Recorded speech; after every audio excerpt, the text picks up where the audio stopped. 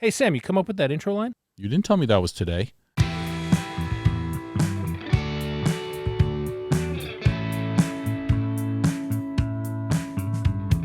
Hello, everybody, and welcome to the Writers Room with Sam and Jim. This is a show where we bring aspiring writers into our writers' room to help them work on and develop their story, but that's not what we're doing this episode.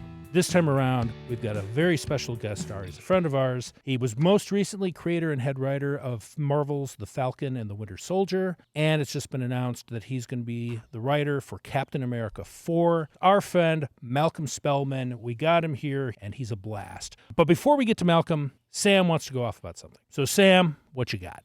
All right, so here's what I'm thinking about. This isn't a regular rant. This is a Hollywood story. Uh-oh. This is about why, every writer's got their origin story. My origin story is sitting in my room with my mother and my brother, and we were only allowed to watch TV and eat dinner at the same time for one show. And this makes no sense because it wasn't like a show that was on at 8 o'clock on a Tuesday and you had to watch it. This was Star Trek, which was heavily in repeats. This is the original Star Trek. The original Trek, Star right? Trek. It's like, I've seen every episode 12 times at this point, but every now and again my mom would be like, all right, we're going to watch Star Trek. And we'd eat our hamburger and watch Star Trek on WOR New York. And it was very important. It was so important that in high school for the paper, I wrote a review, or maybe it was, I think it was high school. I wrote a review of the first Star Trek movie, and I panned it. As did everyone else. Right. And then grew up and opened restaurants and. Well, I think first there was our time in a dorm room together where we both watched Star Trek reruns a lot. A lot, exactly. And it was Jim Dunn and Sam Ernst and a James T. Kirk, William Shatner, and a Bong. And we did that, and then we grew up and became sci-fi writers. And or supernatural writers and drama writers, genre writers, and action writers, and we've written a lot of things. But then we create a show, and we create a show based on a Stephen King book, and it's got nothing to do. It's not sci-fi; it's supernatural, and we do it, and we're on the show. And this is the part where I tell you, and it's a dream come true, and we've talked about it in earlier episodes. And this is where the Hollywood story doesn't quite happen. On the one hand, the most incredible thing happens, which is William Shatner comes onto our show, and he plays a significant character, not only for a few episodes, but he's in there, and he plays around. And this should be the apex, the bookend. Right. This is your writer's story. It started here, and it comes all the way to fruition when that guy is on the show you created. That's right, except we're no longer on the show. Which is the real Hollywood story. Head fake. And we're consulting on the show, and we're working on other shows, and we're in a different writer staff at this point because this is the last season, and we're gone by then. And I don't get to work with them, and I'm like, oh, that would have been such a good story to tell. Yeah. Instead, it's wah wah. But wait. So we end up winning a Saturn Award. And so Jim and I go, you skipped it. Yeah, but I went and, put on my suit, got in an Uber with Chernold Edwards, and we went to the Saturn Awards. And who do I sit next to at the Saturn Awards? Not William Shatner, but I see him sitting at the table next to me, and I go say hello. And I'm finally going to introduce myself to William Shatner, and I say hello. So at least you get this moment out of your journey, right? And then William Shatner and I get into this very intense conversation where he is talking about space-time and this very technical sci-fi stuff that he's into. Wait, and of did course, he explain the Heisenberg compensator? I've always wondered how that worked. No, he was talking about no phi, just psi, and we were talking about it at length. Two things about this. One, it's a huge, I can't believe I'm talking to William Shatner, and we're talking all this stuff, and people are coming up to him to interrupt and say, of course, he's at the Saturn Awards. It's full of people who have worshipped him since they were eating hamburgers with their mom and their brother watching exactly. TV. This is Sam Ernst's dream is like blah blah. Everybody's got that thing, so no big deal. But to me, it's a big deal. And we're talking, and people are coming up, and I said, "Listen, man, I'll let you go. There's people who want to talk to you." He grabs me by the shirt and he says, "Don't leave me." And then I sit down next to him. He pulls me into the seat next to him. That was the seat of the studio president, who, when I see him coming, I'm like, okay, now I really got to go. And the studio president sees me, and luckily this guy's totally cool. And he's like, no, you're good. And he takes a seat at a different part of the table. So he's fine. And we have this insane conversation, and it goes on for a long time. And I end up sitting with him through the awards. The thing about it is, I have no recollection of that conversation. And the entire time I'm talking to him, I'm trying to pay attention, but the only thing I can hear in my head is, I'm talking to William Shatner. I'm talking to Captain Kirk. I'm at 150 Draper Lane, Dobbs Ferry, New York. We're talking about this. This whole thing is too good. It's unbelievable. And I have no recollection of the conversation. And I just remember that I got home and peeled that shirt off my chest because and framed it. And no one has ever touched it since. Well, I have a picture of the two of us. That's how alienated from that moment you were. Well, I saw the picture, and the thing that was wrong in that picture was both of us were too old and too bald. Yeah. It was, the picture is supposed to be little old, 12-year-old Sammy and 35-year-old, William Shatner. And now it's the two of us together, and I never look at that picture. It comes up every now and again on my phone, and I'm like, oh, yeah, and I keep moving. So that's my big Hollywood story, confounded by the way things really work and my own neuroses. Beautiful, but also a little bit messy. At least you got there in the end. Amen. Okay, let's get into this week's show. Yo, is this Sam? This is Sam. How are you? Hey, man. What's up, man? That other guy's Jim. That's done. That's done That's right over done there. of Ernst and Dunn. How you doing, Malcolm? I'm good. I've never stopped forgetting about that story Jim told about the small town where the Hells Angels came in and took over Bingo Night. There's something there, man. There's something there. It was the Invaders. Well, maybe we can maybe make that series. Yeah. There'd be nothing like it on TV, right? No. Old people and the Hells Angels and bingo and Now, I warned JR, our producer, I was like, listen, when Malcolm starts going off, it's going to be a bucking. We just have to hold on. That's all we have to do is hold on. I'm going to do my best to stay on topic. I'm trying to get better about it, but it's never going to happen. Yeah, even Marvel will just be like, go ahead, bro. Just do what you're doing. But the story Jim's talking about is how he grew up in a smaller town in Indiana, and his father was big in the VFW. And, that was the American Legion Post. American Legion Post. And should I just tell the thumbnail? Yeah, tell the thumbnail. Yeah, so it's this American Legion Post, and one day, all of a sudden, this motorcycle gang, a lot of whom were Vietnam vets, rolled in, and they all showed up to vote. They voted themselves into all the leadership positions and got rid of all the older guys. And they started doing bingo. They're having big bingo nights. People bussing in from 5 states, $10,000 jackpots, all this stuff, and they just squeezed it. They took all the money, and then they finally, my dad and the other guys, they got these. This was some time ago now, but they got these World War I veterans, with their oxygen tanks, and they packed the room, and they got them by a few votes and ousted them, and the next day, boom, they were gone. There was and they took everything with them. They took everything. There was not a scrap of paper, and it was the end of the wet T-shirt contest. It all went away. I love it. I love that the Vietnam vet bikers come in, take over bingo night, and then all the old school we World War II veterans vote them back out. It's fucking great. And that, I don't know, man. That story's always stuff. And a couple of those World War II guys had collaborated with them, and that was just big drama in town. And they stayed in town. That's town, right. So they had to live with that. All right, let's start this podcast for real. Okay. All right, because I want to introduce Malcolm because no one will believe me if I don't do it. We are here with Malcolm Spellman, a man who does need an introduction because there's so much to say. Malcolm has worked on a lot of projects. The thing he's probably most well known for right now is being the creator and executive producer, showrunner of Falcon and the Winter Soldier, which I think a few people have seen. I don't know, a couple, maybe. It's kind of an independent movie. And then, but we met working on his wife's show, which was actually now called Truth Be Told, which is Octavia Spencer. His wife is Nichelle Spellman, and Malcolm has been writing movies and television for a long time. Sometimes he gets paid for it, unlike the rest of us. Sometimes not. That is our life. And so thank you, Malcolm, so much for coming on to the show. Man, it's a pleasure to be here, guys. You know, I always love hanging with you. You are you make us laugh so much, and I'm going to embarrass you for just a minute, but because it's going to be more than a minute.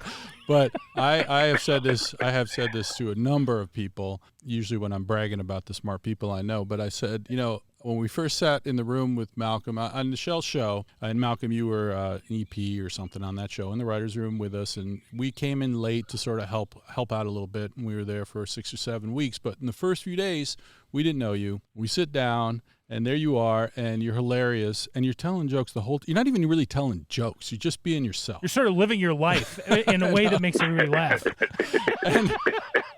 And we were talking story, and we're talking this and that, and then I like had this moment like of the clouds parting someday on day one, and I was like, oh, he's not just funny, he's smart as shit. And it's funny because, you know, you're just, when you're having fun, you forget that you're actually talking to smart people who are not just cutting up. They might actually be competent. Yeah. And then I didn't know you. We didn't know you. And I remember saying to Jim later that day, shit, he's don't trust this man. That's the thing. Get them off balance. Right? That's right. Yeah. It's really, They're not going to see it coming. And it was a pleasure. And you see around story corners, and you know where it's going. And it was a lot of fun to work with you for that stretch. Oh man, well, you know, shit, dude. It's funny because, you know, I heard about you guys a long time ago through Ben, who, you know, I had a highest respect for him. Yeah, we do too. A short story about Ben. When Ben set up, leading up to Hand of God, right? Ben would occasionally introduce me as his mentor. You know what I'm saying? and then shortly thereafter, you know, when I got my first show and I was terrified, I called Ben onto it, and it was like that relationship had totally switched, and he became my mentor. And I love moments like that because they force you to crush your ego. Yeah. You know what I'm saying? Like you gotta get over it. You gotta submit to the fact that this dude knows more than you, and you're gonna have to lean on him. And I think that's very healthy for people anyway. Yeah. And I should mention, I left out.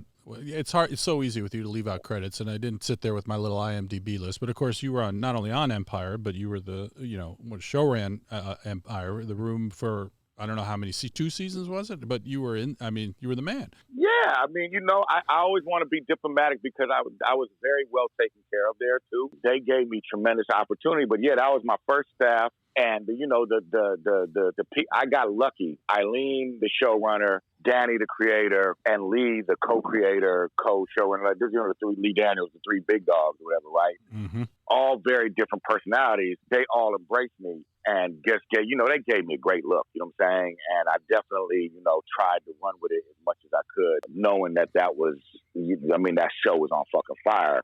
Mm-hmm. So, you know what I'm saying? Like, I hadn't been around heat before, but I knew it was hot up in there. So yeah, that was like, let me do whatever I can to, yeah. I mean, that was one of the biggest shows on television when it was on, and I would kill to just be a fly on the wall for just a day in that room while things were happening. Well, without actually having to work there. Yeah, it was chaos. It was chaos. So talking about big shows that are, you know, getting a lot of heat. So all the shows have now dropped on Disney Plus. All the episodes, all the episodes of Falcon and the Winter Soldier. I've watched it, of course, and I thought it was great. I'm wondering if you want to talk about, like, what was that like? Or are you sick of talking about what it was like to make that show? I can go either way with y'all. I mean, you know, there's 50 million now podcasts and blogs who have me telling the stories, but, you know, I do whatever y'all want to talk about, I want to talk about. Well, let me tell the story about Malcolm and that show, which Malcolm, if you tell me we can't tell the story, we'll cut it out. But okay. Day 3 or 4 of meeting you, you had the pitch to go pitch to say, this is my idea. I want to be the guy for Falcon and the Snowman. I do that all the time. I'm dating myself. Falcon and the Winter Soldier. And I was like, hey, man, good luck. And then you went off. And then when I saw you, I think the next day, I was like, hey, how'd it go? And, you know, sometimes you hear, it went pretty good, or I don't know, I can't tell. But you were like, it was ugly. You looked like a bus had hit you. Yeah. And so what happened? What happened that day? So telling that story, and I forgot we was working together. So you guys can verify it, because I think, people think I'm trying to be dramatic. I bombed the pitch, man. And I know I bombed the pitch because Nate, who ended up being, my producing, creative partner on the show, he works at Marvel, was like, you bombed the pitch, bro.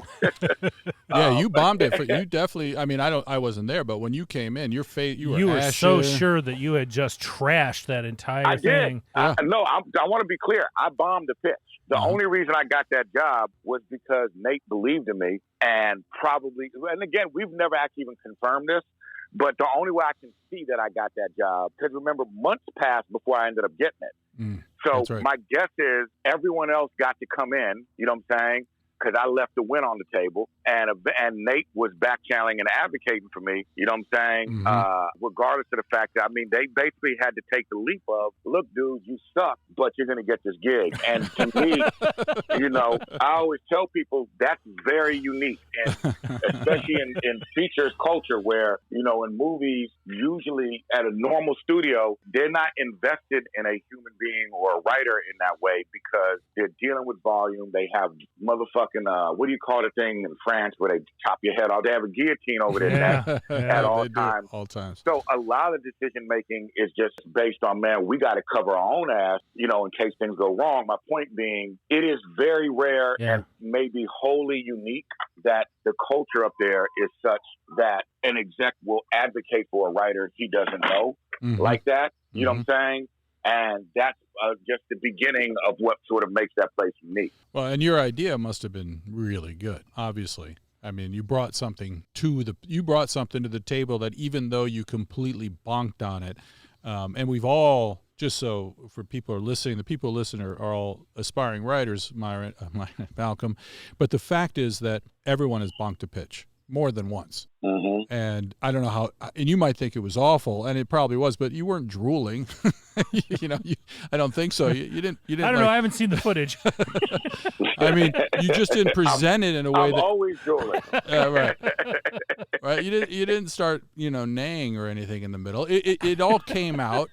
It wasn't, you didn't deliver it the way you wanted to. It wasn't landing. You didn't feel the connection in that moment, probably. Am I right? That's right. And it didn't even all come out because at some point, listen, you can't always do it. There are some people who are just not great at pitching, right? Right. Yeah. But if you are socially adept, you don't even know you had this attribute, but you do. You are able to connect with people when you're laughing or telling a story or you're angry or whatever. You're able to pull them into yourself. And the more you pitch, the more you start to be able to feel that. And I was rambling. I didn't get all the way through my pitch, and I could tell nobody was in it. It was punishing.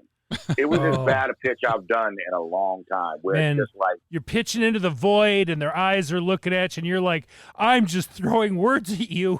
None of this means anything." Yes. Right. Yes. And did you have a migraine? Yeah, Yes, I had a migraine. That. I get chronic migraine. Two things went wrong. Number one, this is rare for me because I try not to beg for work in features anymore. I try to only work in features with people who want me. You know what I'm saying? And that ain't a lot of people. You know what I'm saying? So, which is cool with me. We won't be doing that many, right? But I went in there. I wanted it so bad that I overdid it. Like Nate had given me notes, and I overreacted to his notes and fucked up the flow of the pitch. Add to that a migraine, and about an hour and 10 minutes in, one of the busiest men in Hollywood's got to go, man. He's like, hey, man, great. Later. Get the fuck out of here. When you talked about it with Kevin Feige later, did you have a laugh about it? And what did he say about it? I never brought it up to him because, you know what I'm saying? Like, I didn't want to remind him of my failure and be like, remember how much I sucked that day? Because, I got to know him over the course of the project, but, and I actually haven't even talked about it with Nate. I don't know how it happened. You never know with them. Like, they definitely, they got a thing. Like, the people they hire, the writers they hire, a lot of that shit is just based on the personal opinion of their execs who are really just creative producers up there. You know what I'm saying? Yeah. It's a really unique culture. It's working for them, obviously. Yeah. Yeah, they done okay. Okay. I mean, we know how we were on Daredevil, as you know, and that it's true. The secrecy that goes into that company it's breathtaking. So yeah, I can only imagine. how it goes. And of course, now we want to know. So, what's coming up with? You're going to be working on Captain America 4. Tell us everything. What happens? Yeah, we thought maybe we could help break story with you. Just tell us what you got so far. And we'll go from It's an there. awesome podcast. The most listened to podcast on earth. Those are our numbers blowing up. I would say this, until the whole Cap 4 thing, that's an internet thing. Until Kevin says that that's happening, don't assume nothing. You know what I'm saying? Right. It's just that's the maestro who got to call that shot. No question. No question. So I want to talk about how I watched Falcon and the Winter Soldier, because for me, I was watching it to see you. Yeah, I was too. Were you? Yeah. Okay. So is it should we do just spoiler alert so we can talk about some specifics? Is that okay with you, Malcolm? Yeah, let's do it. All right. So we're going to talk a little bit about Falcon and the Winter Soldier on ABC. I'm sorry, ABC Disney. Sorry, Disney Plus, it's all conglomerate. Jesus Christ. It's Marvel, motherfucker. God damn. It's not a random brand. Okay, but It's on Walmart. I don't know. But what I wanted to ask, Malcolm, specifically, because about your pitch, right? Like, there was the thing that made your pitch different from all other pitches. And I have an idea in my head of what it was, but I'm curious what it was. and you might not know. He might not know. I can't tell you for sure. I will say this. I was dialed in my opinion, on what was going to make the series great, which was Sam and Bucky's stories and the baggage and emotion and pathos that was inherently there. And I think they saw that I was going to know how to really unpack that and exploit the series thing. And most importantly, a black man turning into a Captain America and what that meant. You know what I'm saying? They knew that was going to have to be at the forefront. So when they heard my pitch and how committed I was to that, I got to imagine Sam's journey. Mm-hmm. Like, I wrote once I got the gig, a weekend I was sending in 14-page documents that was just based on character and shit. You know what I'm saying? Yeah. So I think it was a character work. Because that was the thing I was thinking. Like, for me watching it, I was like, oh, okay, it's that's not my shield. That journey from that's not me to, no, this is me, and the people who don't think it had better fucking get used to it, that this is me, and this is who we need to be this Captain America. Yeah, it's funny. And there was, you go through a million iterations as you're looking for what's going to be the final thing. A version of that ending in 6 always existed. Yeah. No matter how much it changed. Yeah. Right. Well, for me, the most powerful scene on that idea was, of course, the black super soldier, the older man, who basically said, fuck that shield. That shield means nothing. That's a symbol of oppression, basically. And why the hell would I want to carry it, even though I am a super soldier? And that whole thing was constructed and written so beautifully. I was really moved by that, and I assume, Malcolm, you had nothing to do with that. No, exactly.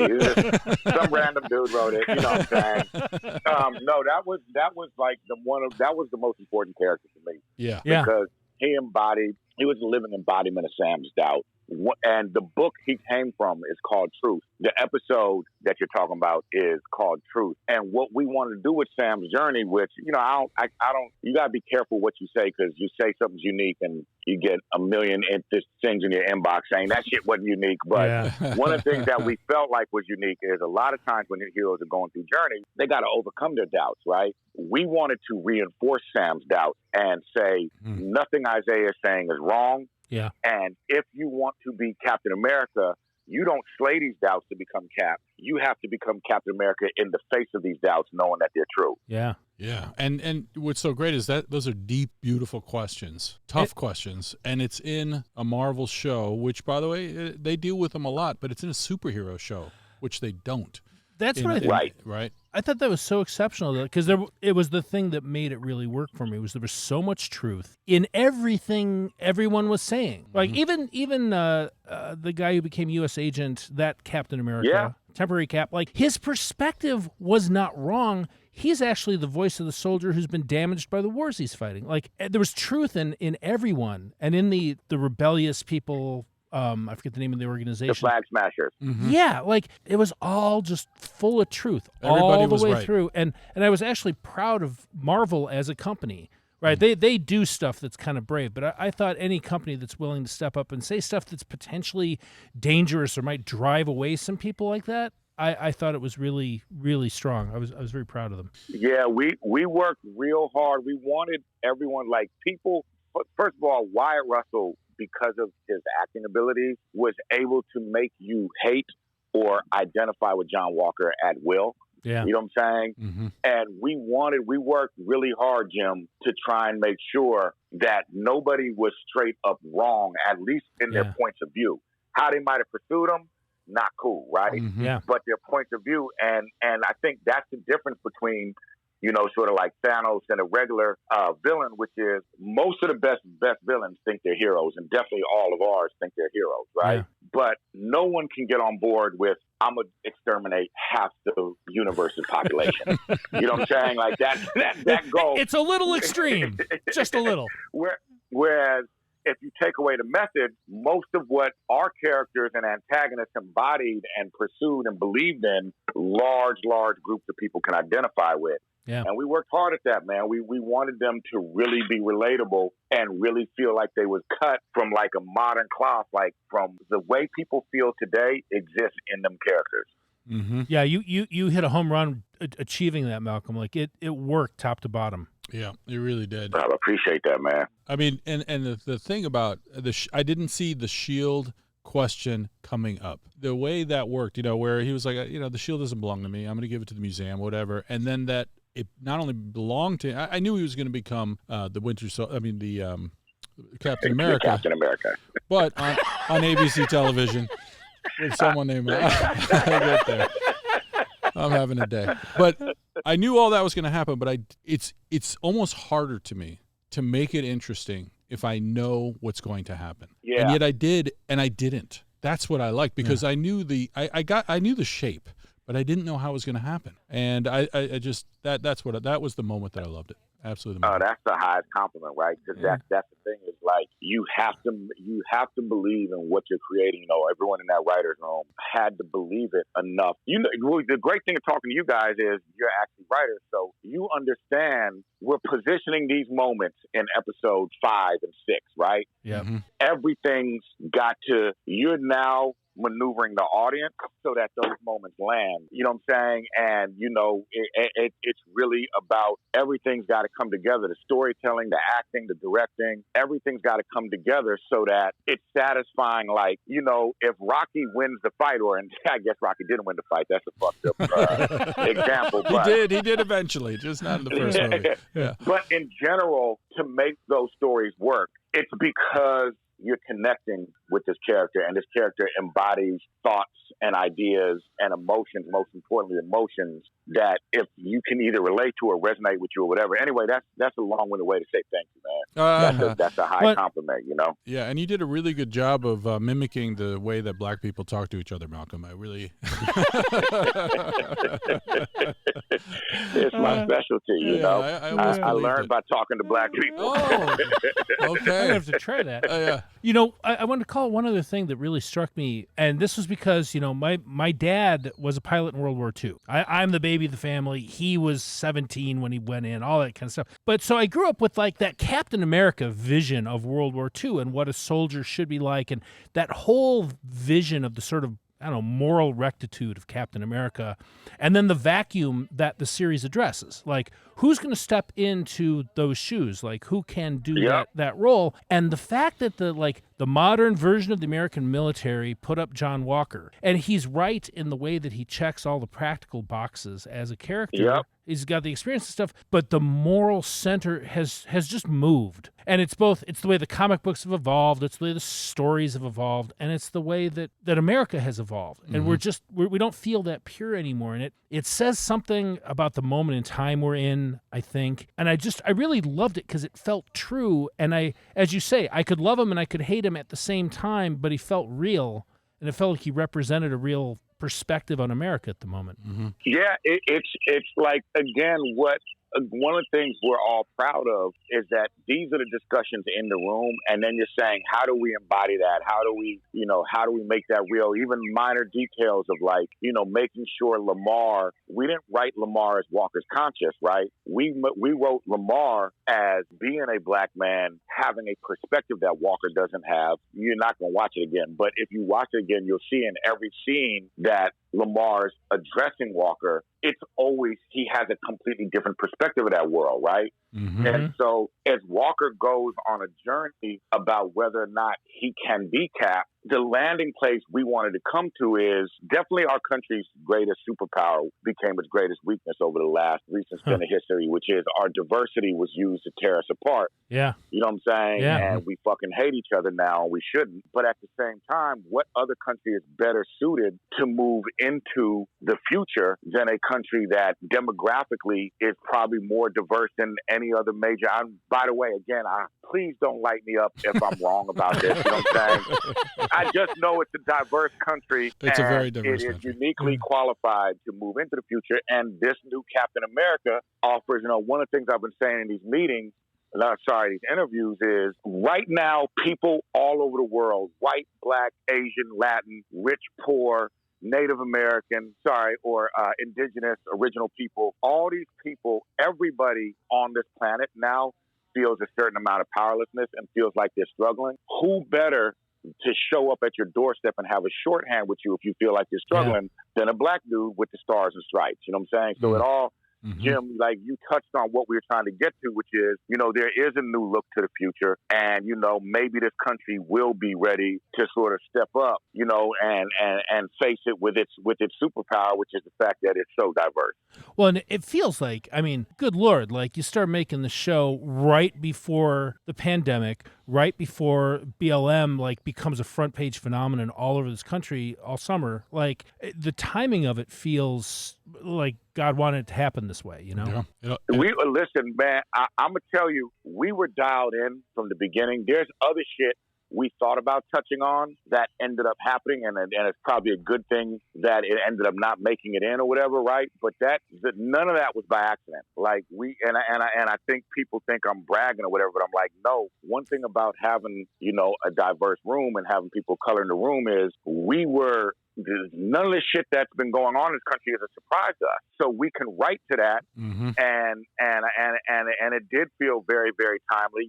Even us picking the blip as the source of conflict, the pandemic hadn't hit yet, but what had already hit was this powerlessness, like a global event like climate change, global events like, big things like people feeling displaced, people feeling like their countries are moving on without them. These big, these godlike, crises that people feel like they're going through. We was aware of that, and we were like, the blip suits that. And so when the pandemic hit, it just locked in place. Sure, some of it, I guess, was luck, but a lot of it was not. It's funny you talk about all the luck, but it wasn't, and you're saying it wasn't luck because all this stuff was out there. Meaning the luck, meaning the wrong word, but the fortuitousness of BLM happening at the same time, and the pandemic, which obviously are not fortuitous. Serendipity, maybe of look, this is what's happening. It's in the show. The show actually aired, I think, during the Derek Chauvin trial. Right, we were all listening to George Floyd while I was watching the show. That's nuts. The actual trial at that point. It was just, I don't know. I was glued to that trial, and it was amazing to watch all that unfold. And here it is on Marvel. So it's a great thing. So we could obviously talk about all that all day, but that is actually not why we brought you on the show. We brought you here. Well. We did because we always love talking to you. And I listened to you on the Brian Kopelman, The Moment, his podcast, and I was just smiling the whole time I listened to it. It was a great talk we had on that. I love that podcast, and I love listening to you on it. But we do something a little different, which is, as you may know, or you probably don't, we break story with aspiring writers, and then about every 5th or 6th episode, we bring in a pro. A ringer. You're our ringer. And our mutual friend Ben Watkins was on, as you know, and we had Tamara on before that from Daredevil, and now here you are. And so JR, our producer, has come up with some sort of log line. He asked for some ideas on Twitter. He went into Reddit. He got some from friends. I don't know what he picked. I try not to read them. Believe me, I didn't read this. And then we're just going to break story for a while and Great. see if we can make this into a TV show. Great. All right. Hopefully you don't have a migraine right now. Or maybe, actually, hopefully you do. All right, so this logline comes from Meagan Daine, and it is, a woman moves home to take care of her parents who are getting older and must deal with their frustrating habit of getting possessed by demons.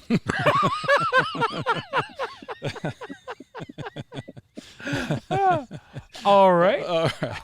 Frustrating. A frustrating habit. So Okay, that sounds Malcolm. voluntary. Yeah, all right, Malcolm. So you have this log line. Where do you start? All right, I'm already tell you where I start, right? Because one thing is, we've been doing nothing but breaking shows for the last 3 years over here because, we've mostly been producing. So I feel pretty ready for this. So the first thing that stands out is the tone, right? And it's going to be somewhat comedic, dark comedy, probably not slapstick, but you got to address that, right? Yeah, tone is your first start. That's what you're saying. On this one is you acknowledge the tone, but I think you don't let that dictate your break because you're going to end up going down a runway that would lead to sort of a concept horror comedy, and that's not what you have in the setup because your setup is about human beings. It's about a woman and her parents, right? Mm-hmm. So I would say this. First, acknowledge the tone. It's always going to be somewhat comedic. Worry about the comedy afterwards. I find that if you're funny, comedy is never an issue. You don't have to write jokes or worry about what's funny because everything you do is going to be funny. And so then you get into this woman and her parents, right? Mm-hmm. And the first couple things I would want to attack is if her parents are being possessed by demons, you know what I'm saying? Attack the logic, I think, on why she wouldn't, why you wouldn't just leave. Yes, you love them or whatever, right? But your life's in danger. And that gets to the second thing, which is what's the relationship she has with her parents. Mm-hmm. It must be profound if she's willing to go through that. And you take that. So if you take that and you take the demons out and you say, a woman has come home, right? Why did she leave? And she's going to take care of her parents that are difficult. What is I would turn to my writing partner, Sam and Jim, and say, what is a naturally compelling setup on their relationship that leads to a naturally compelling ending of a woman taking care of parents in a difficult situation emotionally? Like, only worry about the emotion of it and that trajectory. And, I want to mention that you did not bring up anything having to do here, and I'm addressing something that you said on the moment, which was you didn't bring up race at all. And the reason I mention that, it's not that we won't talk about it later, it's that you felt for a while, you were, it's like when I can't remember what executive it was, but some executive said, well, we're not making any black movies this year, so we don't need you. And I was outraged driving in my car when I heard that. And this is the truth of the writer's room. We don't sit around and talk about race. We did with Captain America, obviously, and the Winter Soldier, because that was an important part of the show. But it's not what we talk about at the start. When we get into the characters, we might... It'll affect the flavor, maybe, of the relationship or the details of things, but it's not what matters. The emotions are all the same. Right. Well, and I think you guys nailed it. If you're saying a black dude is being handed his stars and stripes, race matters immediately. Right. You know what I'm saying? Right. If you're saying a woman has come home, that means she's leaving something or has been booted out of something, and you say she's taking care of her parents, what matters first and foremost is a relationship. That's right. That's it. It's this woman and her parent. And what is it about that story that's going to be compelling and emotional? Once you backload it and make it funny, that part's going to be easy. You know what I'm saying? Right. But you're right. You don't show, no one shows up to a writer's room. You don't bring baggage to storytelling because it'll fuck you up. Especially if you do want to talk about race and you're showing up with baggage, you're going to muddy everything up. Mm-hmm. And no one's going to care about the topic, which is race. Have you seen people muddy that up in a way? Can you talk about, without getting into outing anybody, a way that somebody muddied it up? Oh, I think what happens is, I know you guys see this, whether it's race or backstory or whatever, right? Writers tend to start spinning their wheels and getting hyper-focused on things that are not forward-driving as far as story or forward-driving as far as character. You know what I'm saying? Mm-hmm. And you can lose days talking about events and politics and philosophies that swirl around your character and still not be walking away with anything that's actionable, anything that's going to allow this character to define a scene, right? Like if your character was involved with the Panther movement and then you start to dig into that, and you're spiraling, and you're unpacking all that history, right? Right. You still got to know whether he or she was involved in the Panther movement in a way that creates behavior and psychology that's going to define the scenes they walk into. That's or right. did That's they right. go through something? You know what I'm saying? Like, none of that matters. And the shit that does matter is always so simple and so rudimentary. Like, if he was involved with the Panther movement and he's one of the people COINTEL ran psyops on and fucked up mentally, well, now we know you have a volatile person who's psychologically damaged, and then that backstory matters. But first, you need to know what makes this character define a scene they walk into. We were in a room where on a gender issue, this came out, and there were a couple people throwing down over whether, like, one person felt it was wrong to portray people of that gender as anything other than completely virtuous, and the other person was saying, yeah, except for story's sake, people have to have flaws. Right, and we spent days going in circles on some character it certainly issues. Felt that way. Yeah, and the fact is, even with the Black Panthers, they were people before they became Black Panthers. They were sons. Right. Why did they become a Black Panther? Right. And that's more interesting. And they didn't become a Black Panther because of politics. They did. But the thing that's going to give a story is they were trying to prove something. Why were they trying to prove something? Well, that's probably because of something in their personal life. And that's what That's right. That's right. They're trying to overcome something. Now, we'll get back to the story that I took us away from. And the number one thing I look for is she's coming back. She's being loyal to her parents. Whether she wants to be or not, she is. And then my question is, were they disloyal to her at some point, right? Because I want to go the opposite way. I mean, parents are always devoted to their children, or they should be. That's the thing. What if they weren't? You know, what if they were dicks? What if I'm not saying they threw her out because she was gay. We don't have to be stay in a trope like that. But what if they were disloyal? I got a crazy ass pitch for you, because I was thinking about this. Now I feel like you didn't listen to what I was saying. No, I'm going to He never does, Sam. He never does. It's the only way we get anywhere, Malcolm, right? You can't listen to Sam. Shit. No, but what I was thinking was, for some reason I was thinking about these demons, and if the demons represented different things, right? Like if they had different emotional aspects or historical aspects. And I had this feeling of this woman who was disconnected from her parents too young, but now they're older and she's going to lose them forever. Right. And she's feeling that because she knows they're going away. This is her last chance to connect. And she's going to them. And there's something about the demons and how they manifest, who the demons are. Are they, like, in some way they bring up pieces of the parents' past, or they inflame pieces of the parents' characters in a way that lets her understand who her parents really are in ways that she never has until now. Does that make any fucking sense at all? All right, hold on a second. First, let's settle something. Malcolm, was he listening to my pitch? Because I don't think that was actually related to my pitch. It wasn't. Okay, thank you. Threw your pitch. Thank you. What, I said something. I mentioned the parents and the daughter. That's what he was talking about. Bullshit. It's interesting. Like, the idea of a character who somehow has you need to know what was that state of being that they left behind, right? And how is it, this is if I'm building off Jim's pitch, right? Mm-hmm. And then we can go to yours.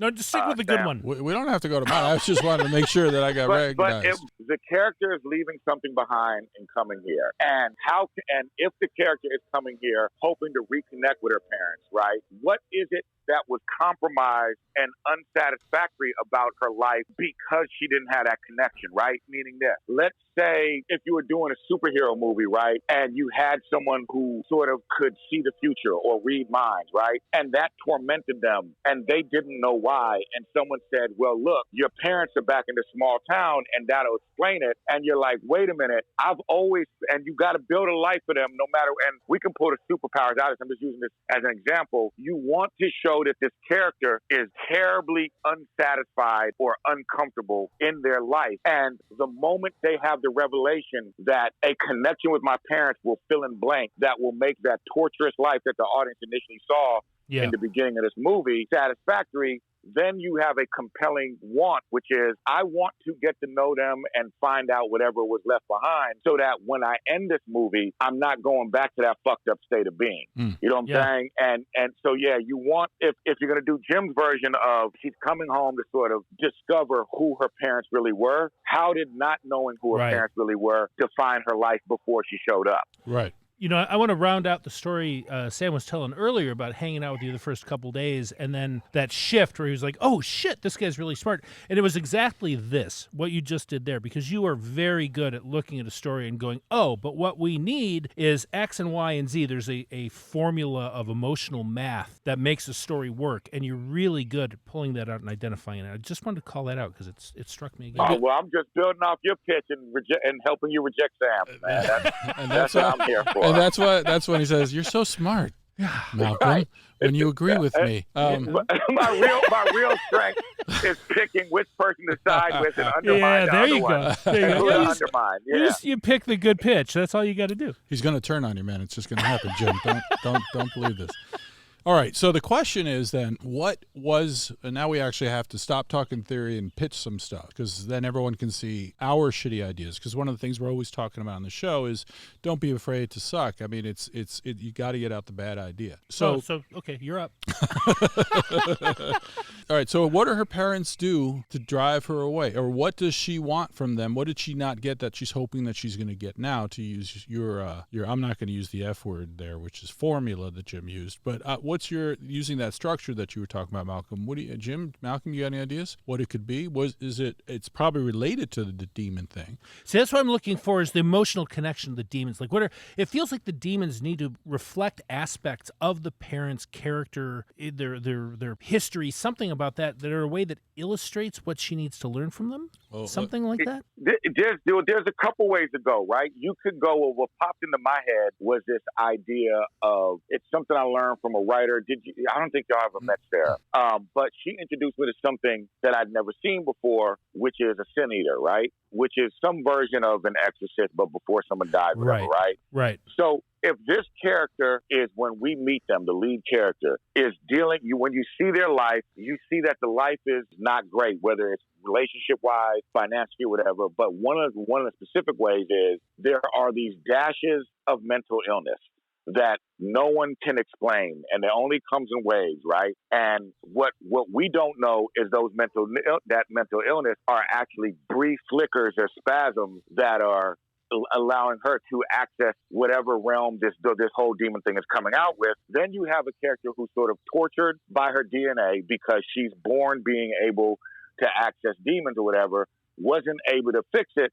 And you have a mysterious stranger. This is, again, wild pitching. Walks through the door and the fits are getting worse. She doesn't know why. We're tied it to the parents. And a stranger walks through the door and says, look, lady, you know what I'm saying? You're going to go mad unless you find out where these nightmares, where these fits are coming from.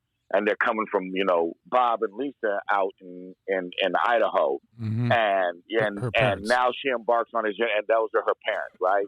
That's cool. That's cool. Let me build off of that then. So how about the things that she's seeing? Is she seeing demons attacking maybe and killing somebody, mm-hmm. right? And that person is, I'm trying to set some stakes here is what I'm doing. That's her brother. And she gets the call that her brother's been killed the next day, and she knows it's real. And her brother stayed with the parents. So there's the guilt that she got away. The brother stayed with him. He got killed. And now the parents are, I don't want to say complicit, but they knew something. They are involved in some way, and she is coming into this situation. Is this too much?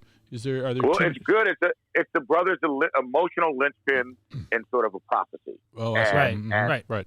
And there's whatever it is Sets going the on table. with the parent, right? It is. This was all going to happen, and now you're being led back in. And this kind of storytelling has a sort of inevitable fate quality to it. This was always going to happen. You was gestating in a jar. You were just when you're getting to the point that the audience is most interested in you. Your brother is murdered, propelling you or killed, propelling you towards this thing that you were always going to have to confront. Can I say, I'm not sure exactly how this fits into what we're talking about here, but when you were talking about the Sin Eater, I got very interested in the idea of having to go back and eat your parents' sins. There's something about legacy. There's something about the way crimes pass from generation to generation, of having to go and be the person who consumes the sins of your parents that maybe you don't even know, the things they've hidden from you, whatever. It feels like there's juicy shit in there. It's funny. I got a short story I'm going to tell you about.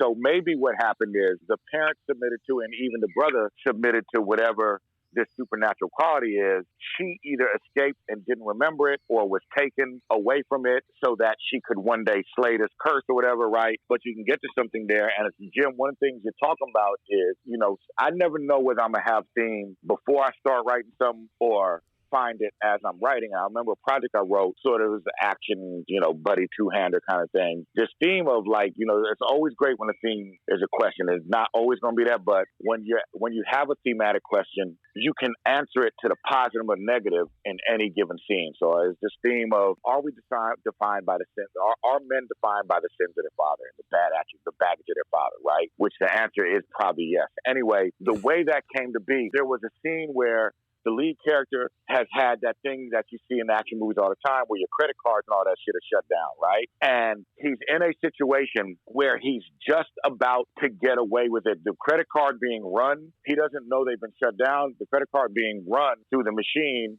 would identify him on the radar of the FBI. And the place he's at is so busy, they're not going to run it.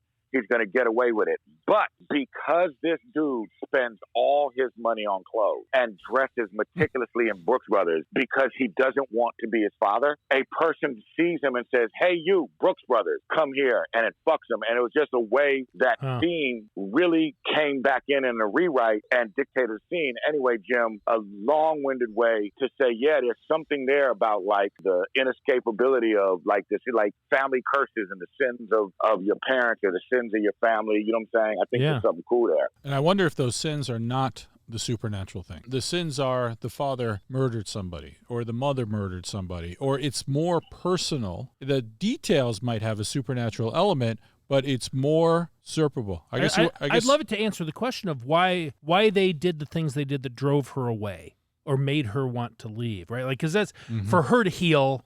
Like, that's the sin she needs to eat and digest is what sundered her from her parents. And I know that's like in her personal journey, right. But I would be satisfied if in some way that's what she gets in the far side of this process. Building off what Sam and Jim just said, so it's starting to come together, right? So now you're starting to see, I still don't know how she ended up away from the family. But if there is a sin, like, let's say, this family killed a holy man or something, right? The mother and father did, not magical holy man, but just, whatever. It could be if he's an indigenous, if it was an indigenous person, it could be there. It could be someone in church, someone who represents something that's good, right? And they were cursed and this whole demon attribute was given on it, right? Yeah. Brother and sister are sent away to try and free them of it, right? But somehow you make the brother complicit in that defining sin. Either if they didn't take part in it, they hid the murder weapon, they did something or whatever, right? Mm-hmm. Then when you're talking about a secret,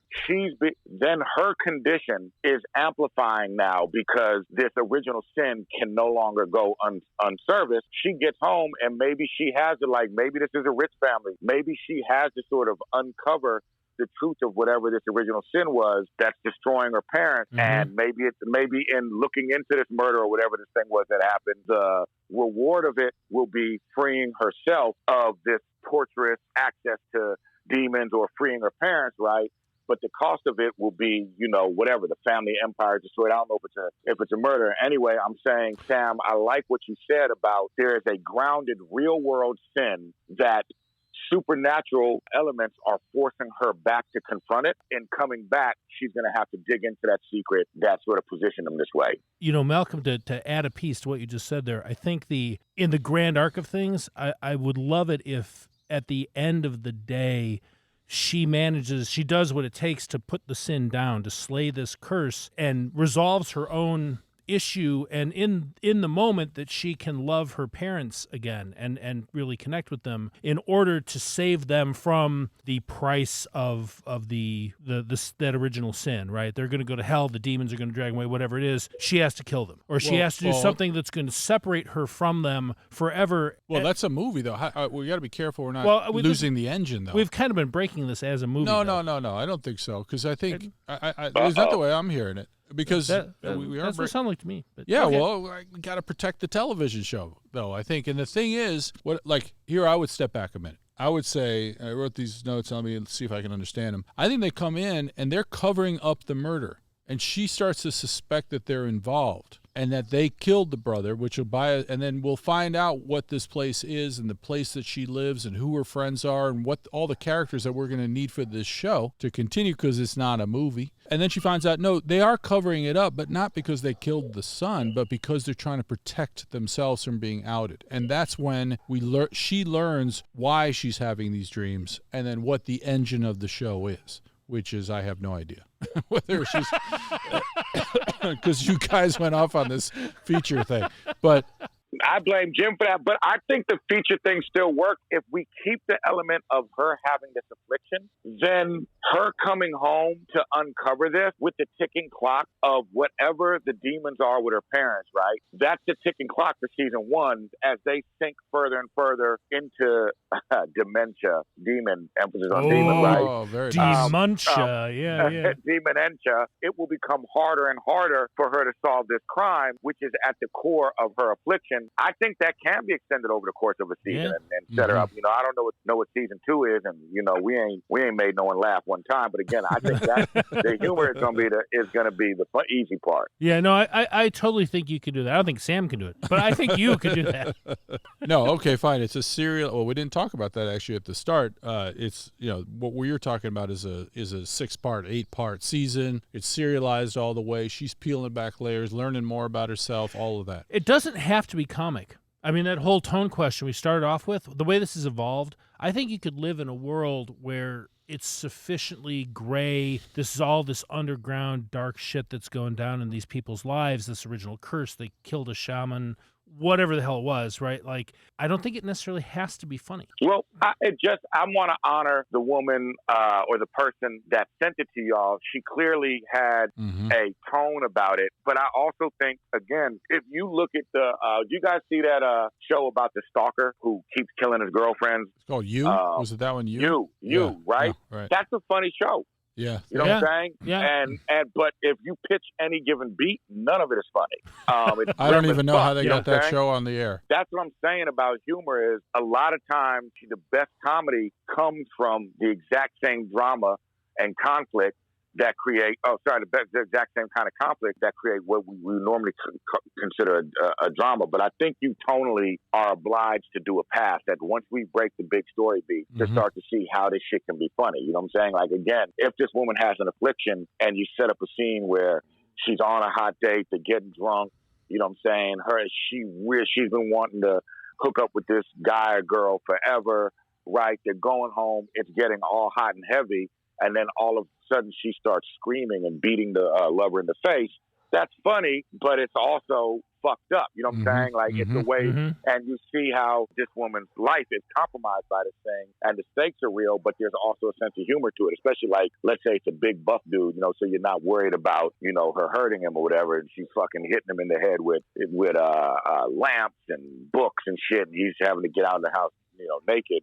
Like, what the fuck? You know what I'm saying? Boom, there you go. So I think the humor can be layered in. No, you're right. And those things are hard. Those things are, just to say to the people listening, getting that balance of a little bit of humor along with the drama and the dark all at the same time, that's the peak. I mean, it's one thing to get jokes in on a superhero show or even a family drama where it's just people say crazy stuff. That I can see it. But when you start getting in people dying and all that, and you still keeping a little humor, that's tricky. Buffy was a masterclass in that. Buffy was. Did a very good job of having this upbeat, off-center kind of perspective on this crazy shit where people are getting killed and the world was ending and all that kind of stuff. You know, the best part of this, Malcolm, is that we get to break this thing for a while, and then we don't actually have to do... We don't have to make it. We don't have to make it. We don't have to get notes from any of it. We don't have to have it make sense. We don't have to pitch it. You can get as many migraines as you want, and you don't have to worry about... It's like writing on spec, you know what I'm saying? It's all fun and games till you open that door and let these motherfuckers into your creative life. And you're like, oh, god damn, you know what I'm saying? This is why we love hanging out with writers, because they understand, they get it. You know, it's like veterans want to hang out with veterans because they're like, you can't explain what we went through. Right. Right. We share the same miseries. We share written on our souls. Yeah. Yeah, and the like it is, sometimes it does feel like psychological warfare where you have something and it's not the exec's fault, right? But something isn't registering with the exec, and your entire staff doesn't get. And this can kill you in a pilot. Like, you'll sometimes hear like, yeah, but why now? And you've done the why, and you know how you address the same note a million fucking times, and it's like, oh shit, until this season wraps, they're going to be giving me that note on the pilot. Yep. You know what I'm saying? And it can drive you crazy because you know something's missing. You know this exec isn't crazy, but they can't put it into words, and you can't see what it is. Anyway, yeah, it is. It can be really tough on the brain. It can, and that's why you got to talk to other writers, because as soon as you say that, we're all like, "Yeah, been there. That hurt." Yeah. And I've killed myself. I'll tell you, we got a note in the pilot of Haven, and the one of the most important elements of the whole series really is that the woman who is magical in some way, she's partnered up with a man that has stopped being able to feel anybody's touch, and. And then in the pilot, she gives him they work together, and then she's going back to the FBI, or so we think. She doesn't, of course, but from the small town where they're together, and she gives him a peck on the cheek. Nice to work with you. Goodbye. And in that moment, he realizes he can feel her touch. Oh, that's great. And that's the whole series right there. We're like, oh my God, why can he feel her touch? And the note we got from the network president was, why would she kiss him on the face? They work together. That's inappropriate. And the thing is, I wish I could go back to myself and say, just have them shake hands. And he looks at his hands and he realizes he touched. That's all that matters. But we got so hung up on that argument, and we were so busy with 92 things that we didn't fix it in that moment. And we needed the writers to be around. We needed and we didn't have them at that point. And to say, dude, he can touch her arm. It doesn't matter. All we need is that piece. We got it in like episode 6 or 7. All our fans blew up the internet when that happened, and it should have been in the pilot because we couldn't figure out, because it was that he had that note and we could not answer that question in that moment. So I feel your pain, man. I know what you mean. And it turns into a tick for everybody. The exec, you guys, everyone is like, oh fuck. We're in the rabbit hole now. Yeah, exactly. That's right. Yeah, because they all got to make him happy and look good, right? You got to answer his question. Yeah, he's the boss. Got that done. Malcolm, thank you so much for coming on. My today. pleasure, guys. Yeah. Thanks for helping us with the show, but even more, it was just great to hang out with you for an hour or so. Yep. Nah, we got to link up soon. We're due. I know we tried once before. Now that we are vaccinated, or I assume. Yeah. We should try and link up. For sure. Absolutely, man. For sure. It's always a pleasure. Cool. All right. Be well, man. Thanks, Be well. man. Yeah. And that's all we've got for you this week. Our producer, J.R. Zamora-Thal, is working the mixing board. Our logo was designed by Julien DeBar-Montclair, and our music was provided by Buddha-Rays out of Austin, Texas. If you want to get in touch, we are at The Sam and Jim on Instagram and Twitter. And you can find us on Facebook and YouTube as The Writers' Room with Sam and Jim. And if you like hanging out in the room with us, give us a follow on Apple Podcasts, Spotify, or wherever you get your podcasts. And tell a friend, would you, so we can get JR paid. Thanks, everyone. See you next week.